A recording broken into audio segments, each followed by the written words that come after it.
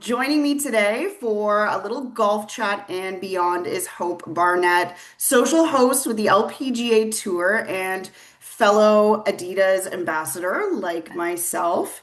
And, that's where we first met Hope. It was back in Hmm. June in beautiful, stunning Laguna Beach Oh, at a women's golf retreat, hmm. which, I mean, I don't know about you, but I just had the most amazing time. And really, Adidas never really seems to glaze over any details.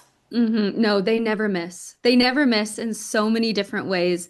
I still dream about that trip. I'm like, can we run it back? Can we go back and just go play some golf? Laguna Beach is stunning, and that golf course was just amazing. I had the best time. I love I Adidas. I know. love everything they do. And then it brought us together too. So I made so many friends that week, which was amazing. So yeah. Absolutely. And you hosted the panel that week where we got to hear from some of the innovators. Adidas is so forward thinking when it comes Mhm. to the apparel and what goes in. Fashion is one thing, but function is another thing. And so we got to hear from some of the big voices in the design team, and then also LPGA Tour star Rose Zhang was there. Mhm. So you did a fantastic week moderating that panel. And I'm wondering, I would love to hear just a little bit about your journey, how you've gotten into the role that you're currently in with the LPGA Tour. Yeah. So I kind of I feel like this is just sports in general, but Mhm. my route was not very traditional. I didn't play golf growing up, actually. I played like every sport but golf, and I actually just started playing for fun when I was in college. I went to Texas A&M, and I just was like, I need to find a new sport to pick up. Like I just wanted to do something. I knew I wanted to work in sports. I knew I wanted to work like talk about them and post about them and all of that stuff, but I never really expected to end up in golf. So when I started playing and started watching it, I was like, wait, I love golf. Like I never expected it, but it's so much fun and it's a constant journey of like trying to get better. And same with the players. I know that's every sport, but like golf, it's like such a perfectionist sport. And I think that's kind of why I fell in love with it. And I actually had an internship at the PGA Tour when I was in college. So that was my first real, I guess, job in golf. And then I just realized that I loved it. So that's kind of how I got started in golf. And then when I graduated from Texas A&M, I worked as a news reporter for 6 months. And not like it taught me so much, but I was like, Mhm. okay, I'm done with the news. Like this is so depressing. Like I was like, I want to Oof, go back to sports. So the sure. LPGA had actually reached out to me because I had previously interviewed with them before. And so they reached out to me and they were like, we think we have a great job for you. It at the time it was just like a content producer and I ended up doing on camera. I was like making my own, like I was like, I want to do stuff on camera. And they were like, yeah, sure, whatever, like go ahead.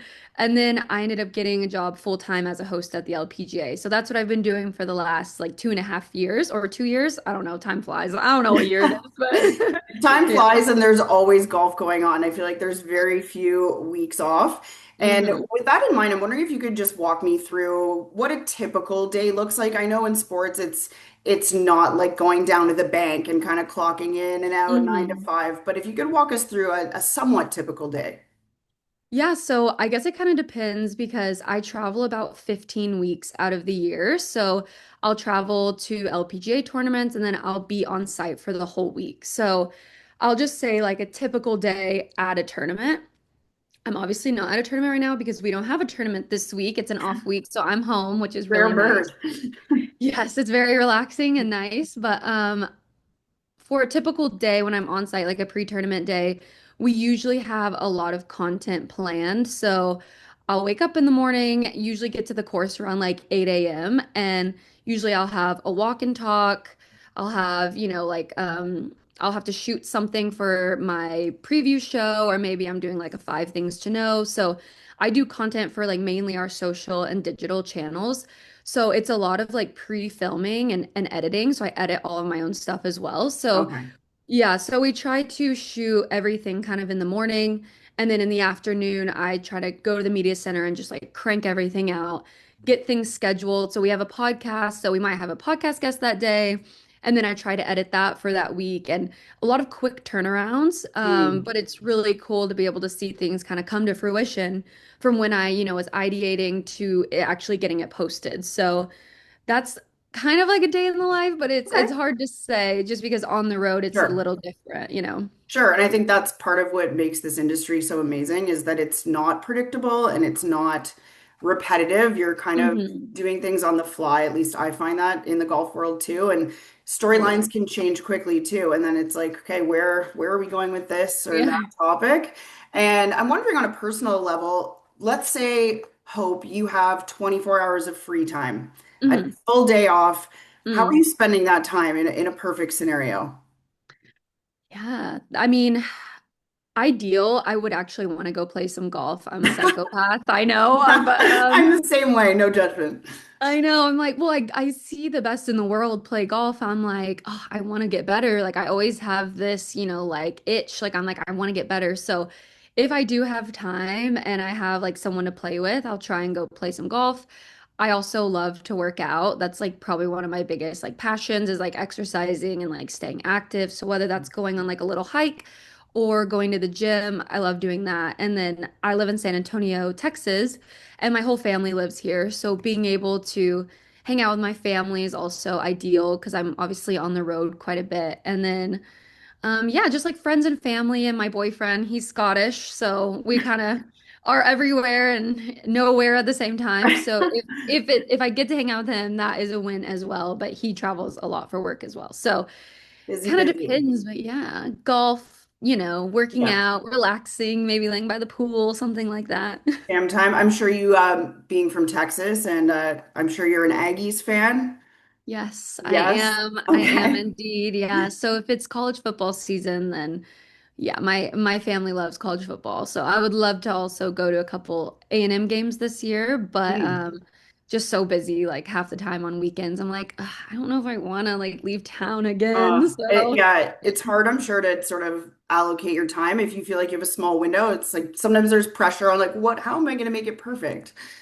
exactly. I feel like Mhm. you probably get that as well. And you have kids, so I'm sure it's even harder to like balance all the Yeah. things. I just have a cat, so And well, I mean, listen, pets are kids in my eyes too. yeah. Well, you mentioned something there that sort of struck a chord, and you said in your free time you like to play golf because you're inspired by watching the best in the world. And just a Hmm. couple of weeks ago, not even, we saw our very own in Canada, Brooke Henderson, Yeah. get it done for the second time at the CPKC Women's Open. And I honestly just got goosebumps even just saying that because Yeah. not only did she end like a long winless streak for her by her Mhm. standards, but to do that on home soil, win that event for the second time. I know as a Canadian what it meant for us, but I'm curious what the perspective was as someone who tracks the tour so closely, but Mhm. also living south of the border, kind of what it was like from the outside looking in. Yeah, totally. I mean, I unfortunately wasn't able to be there that week. I wish I could have been because that was like history right there. Hmm. Brooke being able to do that a second time, and she's the most winningest Canadian golfer of all time. She's an icon, Hmm. and to see her have not quite the year or even couple years that she'd wanted. She'd only had one top 10 finish going into that week. Like everyone wanted her to win. I think everybody, Americans, like, everyone's like, oh, Yeah. I want Brooke to win this week. But like, I Hmm. don't think anyone necessarily expected it. So No. that's just how like unpredictable and crazy golf is that you go into this week where you've had really not a good year. She really has not been, like hasn't been putting your name on the map. And then she goes and defeats, one of our hottest players right now, Minji Lee, and seeing them battle it out as well and doing it in her home country for the second time with, I mean, Canadian fans are like the best. And like honestly, like I'm not even just saying that because I'm talking to you right now. Like our Canadian fans are so loyal. Like it was just really, really neat to watch. And I covered it remote, not quite the same, but I was just so happy for Brooke. And I got to talk to her parents last week and they were Oh, like, oh, nice. we're just so happy. Like we're so excited. And yeah, it was amazing to witness. For sure, definitely a feel-good story. And when you look at the Hmm. LPGA Tour in general, I mean, right back to Boston the week after the week here in Mississauga, Mhm. and you have again 35 of the top 40 in the Rolex rankings teeing it up, including Brooke, including Minji, who finished Mhm. runner up, and it's just so awesome to see. And I know you were in Boston. I'm curious what you thought about the course, and I know you had Mhm. some weather issues that week. Based on Yeah. your Instagram, it looked pretty wild there. But yeah, what Yeah. was the week after like for you? Yeah, it was a great week. That's a really good tournament, and they keep just raising the bar. FM does. Like the purse was really good. It's like it's the highest purse outside of the Tour Champ and all the majors and everything. So that obviously encourages people to want to play. And it just shows the winner that we had. She's a rookie. Her name's Miranda Wong. She kind of came out of nowhere. It was like, okay, now we have another new champion. We have not had a single repeat winner this Wild. entire season. And just seeing her get the job done, and she was so steady, we were just like, what? Like, what is going on right now in the LPGA? But it's really cool, and it just shows the depth. And, we haven't even seen Nelly Corda win this year. Crazy That's too. wild when at this point last year she'd won what, like 6 times? So Hmm. it was a great week. The weather not ideal.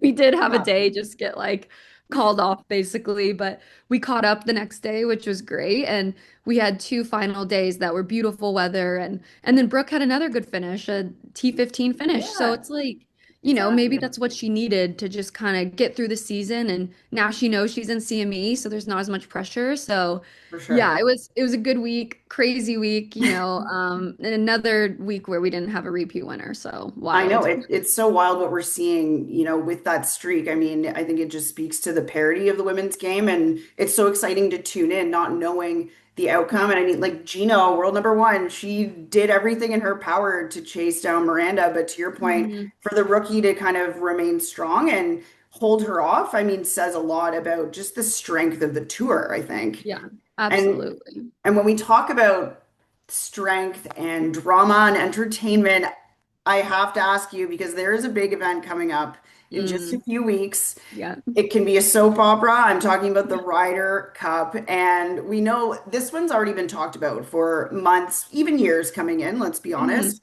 which I mean is fantastic for golf. I think we love the drama as content creators, certainly. Yes. But you had Keegan, the main storyline. Is he going to pick himself? Is he Hmm. not? And ultimately, he decided to leave himself on the bench as a player. I'm wondering if you were surprised by that decision and if you agree with it. Yeah, I actually was a little bit surprised. I personally was wanting him to pick himself. I just thought it would be a good storyline, and it's been so long since that's happened. I wanted it to happen, and I totally get where like being a captain, that's got to be so hard, like do I and how do you balance those roles? If you put yourself on the team, you're a player and you're a captain. Like I totally get why he didn't do it, but I think it would Hmm. have been a fun twist. And he's been playing really good golf. So Sure. I was a little bit surprised, but it was funny because I did a podcast episode. It hasn't come out yet, but with his aunt, Pat Bradley, who played on Yeah, the LPGA tour right. years ago, and she's just an absolute icon, so fun to talk to. And I was hoping she could tell me, like, is he gonna pick himself or not? Because it was the day before, but she was like, I don't know. I think she probably knew, but I was Yeah. like, You're like, you're just not gonna between give us me. girls, Yeah. just I'm let me like know. the camera, so like just let me know. Yeah. No, but I think both teams are stacked. I honestly think the European team is really stacked, and they're Right. always just so gritty. So I think it's going to be an interesting week on US soil at Bethpage, an iconic venue. So I think it's going to be crazy, and I'm going to be there for 2 days. So Oh, super excited for okay. that. Okay, Yeah. well, that's awesome. I mean, you talk about, I mean, having home field advantage for the Hmm. Americans, so to speak. I mean, we know what the fans in New York are like. I mean, we see it at the US Open in tennis. Yeah. They're so exciting and really add a whole layer, I think, to the storylines that are more obvious, sort of Hmm. inside the ropes. But I'm wondering for the Americans, because like you said, I think a lot of people are heavily favoring the European team. But I wonder if that could almost be used to the Americans' advantage and kind of own this underdog mentality. Yeah, I think so. I mean, you kind of look at it. I mean, I always go back to like women's golf, obviously working in it. I think about the Solheim Cup and them winning last year. I think they did, even though the US team had a better team when you look at the numbers, I think they still kind of had that underdog mentality because they hadn't really won in a while. So, Stacey Lewis, the captain at the time, was like, this is unfinished business. And ultimately they won, they stuck together and they got the job done. So, yeah, I'm curious if that's how, this is going to be. Obviously, they have Scotty Scheffler, like the world number one, like he's amazing, Right. incredible golfer. So it's like, are you going to see those people step up and really play the role that they need to on the team and hopefully have that kind of like underdog mentality of like, I don't care what people think, like we're going to get the job done because we're the better team. So I don't know. I think it's going to be crazy. And like you said, New York sports fans, wild. I love it, Wild, for but they're sure. Yeah, wild. definitely must see TV, and we'll have to have you back on to maybe share some personal stories from on the grounds because I know that'll Yes, be very exciting to be there. Before I get you out of here, absolutely. I did want to bring something up because I noticed you did an August recap on your Instagram, Hmm. as many of us do, and you had a quote on there that kind of jumped out to me, and I'll just read it. And it said, "I still have a lot of dreams to chase, but today I'm just enjoying the view." Hmm. And that jumped out to me, but I'm wondering what about that quote jumped out to you and why? Yeah, I love that. It's my phone background right now Oh, too. really? Yeah, I just saw it. I think I actually saw it originally on Instagram and I was like, oh, I just love that because Hmm. I think we, especially as like, I don't know, just working in sports, it's just ever changing. There's so much going on at all times. We kind of get wrapped up in everything that's going on and you just kind of forget to like enjoy the present, like enjoy where you are, like at the end of the day, we're talking about sports, like it's so much fun but it's like also we have to like enjoy our life and the things that we have going on. I have a lot of things I want to achieve, but at the same time, I don't want to like look back on, you know, my life right now and be like, oh, those were the good times. And it's like, Right. no, just enjoy the good times as they are. Like you Sure. don't have to look back on it with rose-colored lenses. Just Mhm. enjoy where you are. And yeah, I have dreams I want to chase, but also like you got to enjoy the present. So that's kind of why I that love stuck that. out to me. Yeah. I love that. Well, sorry, Yeah. made you get deep there at the Love end. it. But I appreciate it. And you can follow Hope at Hope Barnett on Instagram, of course. And I believe you're also on X, Hope Barnett Mhm. underscore three. Yes, I think And so. I just Something like love your that. content. I think you do such an Thank you. amazing job of showcasing the different personalities on the LPGA tour, which we haven't always seen, but it's just Mhm. the content has come such a long way, and these ladies are truly amazing. And I think you're amazing. So thank you so much for taking the time today. Thank you so much for having me, and so glad Adidas made this happen, brought us Yeah, together. We're both rocking our Adidas, obviously. of So course, naturally. obviously, well, thanks so much for having me, and it was great chatting.